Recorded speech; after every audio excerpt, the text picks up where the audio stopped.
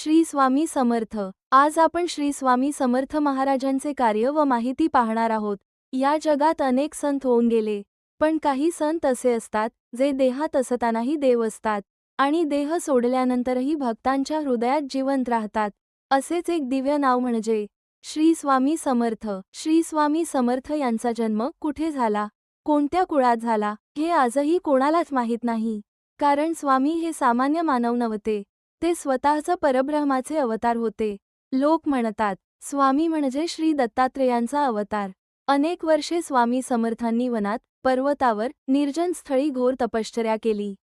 या तपश्चर्येतून त्यांनी आत्मज्ञान प्राप्त केले आणि अपार सिद्धी मिळवल्या, पण स्वामींनी कधीही त्या सिद्धींचा गर्व केला नाही।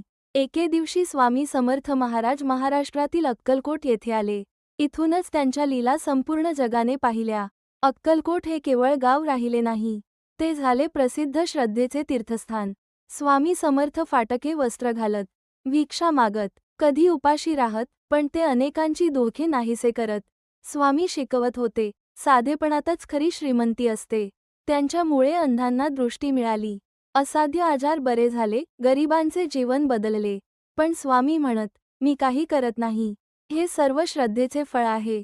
स्वामींचे चमत्कार लोकांना आश्चर्य वाटावे म्हणून नव्हते, तर विश्वास जागा करण्यासाठी होते। स्वामींनी कधी जात, धर्म, श्रीमंती पाहिली नाही। जो शरण आला तोच त्यांचा होता। गुरु म्हणून ते कडक होते, पण अंतःकरणाने अपार दयाळू। स्वामींची शिकवण फार सोपी होती। गुरुवर पूर्ण विश्वास ठेवा, संयम ठेवा, अहंकार सोडा आणि परमेश्वरावर सोपवा। ते म्हणत, भीती सोडा, मी आहे। श्री स्वामी समर्थ हे केवळ नाव नाही, ते एक कवच आहे, एक आधार आहे, एक ऊर्जा आहे। या नामस्मरणाने अनेक भक्तांचे जीवन उजळले।